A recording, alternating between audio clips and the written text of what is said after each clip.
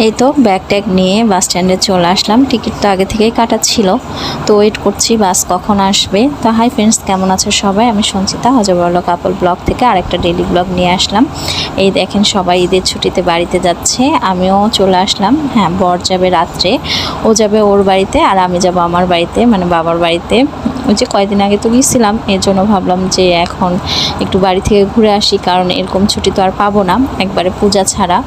তো এই তো একটু চা খেয়ে নিচ্ছি, আর বাড়ি থেকেই মানে রুটি সবজি খেয়ে এসেছি। তো তাড়াতাড়ি করে বের হয়েছি বলে ওই ভিডিওগুলো নেওয়া হয়নি। তো এই যে দুইজন মিলে চা খাচ্ছি। বাস আসতে ওরকম দেরি হয়নি, আমরা একটু আগেই মানে চলে আসছি। আর ঈদের সময় বাসে এত ভিড় থাকে মানে রাস্তায়, তো এই জন্য আগে আসছি, কিন্তু অনেক আগে পৌঁছে গেছি। এই তো বাস চলে আসছে, এখন ব্যাগ ট্যাগ মানে লকারে দিয়ে দিচ্ছে আর আমি উঠে পড়ব। তো এই তো বাসে দেখেন মানে রাস্তায় ভিড় ছিল খুব একটা না, মানে ঢাকার মধ্যেই ভিড়টা বেশি পাওয়া গেছে। তারপরে তাড়াতাড়ি যাওয়া হয়েছে। এর আগে যতবার মানে আমি ঈদের ছুটিতে শ্বশুরবাড়ি বা বাবার বাড়ি গেছি, প্রায় মানে 14-15 ঘন্টার বেশি, একবার তো 18 ঘন্টায় মানে পৌঁছাইছিলাম, এরকম অবস্থা। তো এই তো তাড়াতাড়ি চলে আসছি, প্রায় 7 ঘন্টা মতন সময় লাগছে, খুব একটা জ্যাম ছিল না রাস্তায়।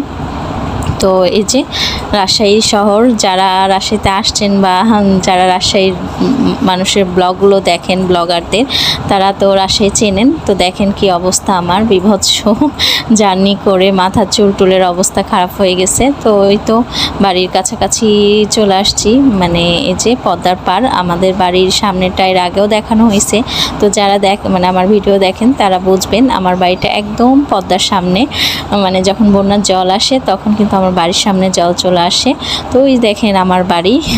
হ্যাঁ, এই যে এখন নামবো। তো নামার পরে ফ্রেশ ট্রেশ হয়ে খাওয়া দাওয়া করেছি। আর ওই দেখেন আমাদের দুষ্টু বাচ্চাটা, মানে আমার দিদির ছোট ছেলে, ও একটা ফ্যান কিনছে, সেইটা আমাকে দেখাচ্ছে যে গরমে সেই ফ্যানের বাতাস খায়, আর আমাকে মানে আমার সাথে দুষ্টামি করছে। তো এই তো এখন এই যে দিদি বাড়ি থেকে আম দেওয়া হয়েছে, ওদের তো অনেকগুলো আমের বাগান টাগান আছে, মানে রাজশাহীতে আসছে আম খাবো না তা তো হবে না, এখন আমার আম খাওয়া শুরু।